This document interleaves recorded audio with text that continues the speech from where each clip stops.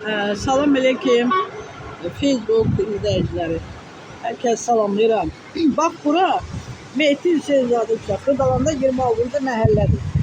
Yəni burada 4 dənə marketin düz ortasıdır ya. Bu su bataqlıqdır, dəhşətdir. Yəni bax o tərəfdə bazar stoydur qabağında. Onun yanında üzbəüz Ova market, yanında Rahat market.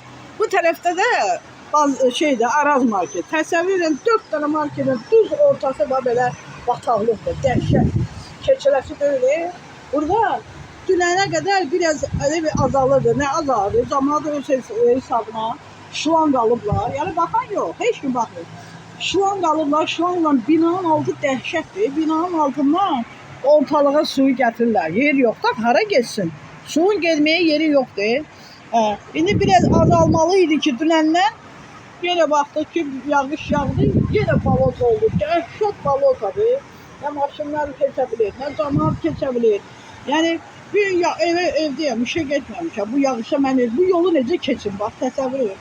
Necə keçim gedim mən işə? Bir gün getməmişəm. Bu sabah görə nə olacaq? Baxan yoxdur, heç kim baxmır. Nə icra baxır, nə su idarəsi baxır, nə bələdiyyə baxır, nə yol, heç kim baxmır. Bax, belə qalmışıq əziyyətlə, ancaq baxmaq, bizə ancaq baxmaq yaraşır. Təsəvvür edin ki, nə gündədir bax buralar.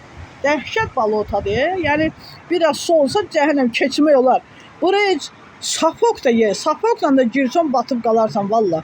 Sapokun içi suya düşər. Bax belədir valla. Nə bilim valla. Bu ölkə yaşamalı ölkədir. Bir dənə 5-6 dənə kanalizasiya görəm.